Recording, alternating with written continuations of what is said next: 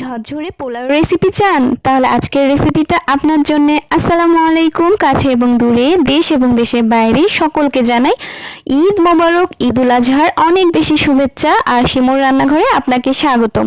আজকে নিয়ে এসেছি পারফেক্ট ঝরঝরে একটা পোলাও রেসিপি।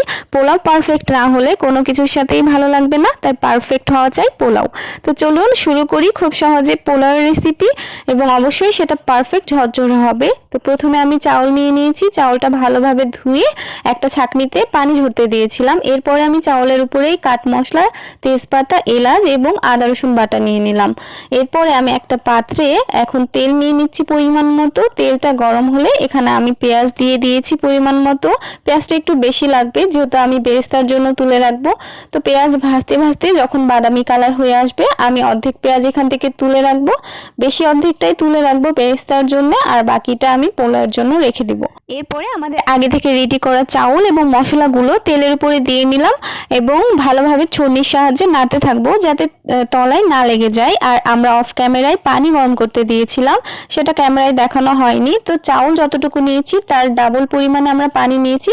এখানে আমরা 6 কোটা পানি চাউল নিয়েছিলাম এবং 12 কোটা পানি দিয়েছি। আর অবশ্যই লক্ষ্য রাখবেন পানিটা যেন ফুটন্ত পানি হয়, ফুটন্ত পানি হতে হবে এবং চাউলের চেয়ে ডাবল হতে হবে, তাহলে আপনার পোলাওটা পারফেক্টলি হবে। এরপরে আমরা ভালোভাবে পানির সাথে চাউলটা মিশিয়ে দিলাম এবং পরিমাণ মতো লবণ দিয়ে ভালোভাবে আবারও নেড়ে চেড়ে এখন ঢাকনা দিয়ে ঠিক 40 মিনিটের জন্য রেখে দিব। মাঝখানে আমরা একটু নেড়ে চেড়ে দিব মাঝে মাঝে 2 থেকে 3 বার। এরপরে আমরা ঢাকনা খুলে 40 মিনিট পরে এখানে আমরা 3 চামচ পরিমাণে ঘি দিয়েছি।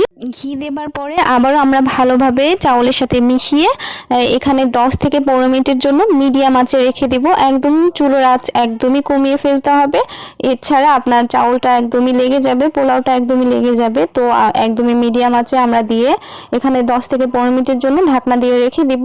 এরপরে আমাদের পোলাওটা একদম পারফেক্টলি হয়ে যাবে। আশা করি ভিডিও দেখে বুঝতে পারছেন কতটা ঝরঝরে এবং সুন্দর হয়েছে, খেতেও অনেক বেশি মজা হয়েছিল। তা আপনারা চাইলেও এমন করে করতে পারেন।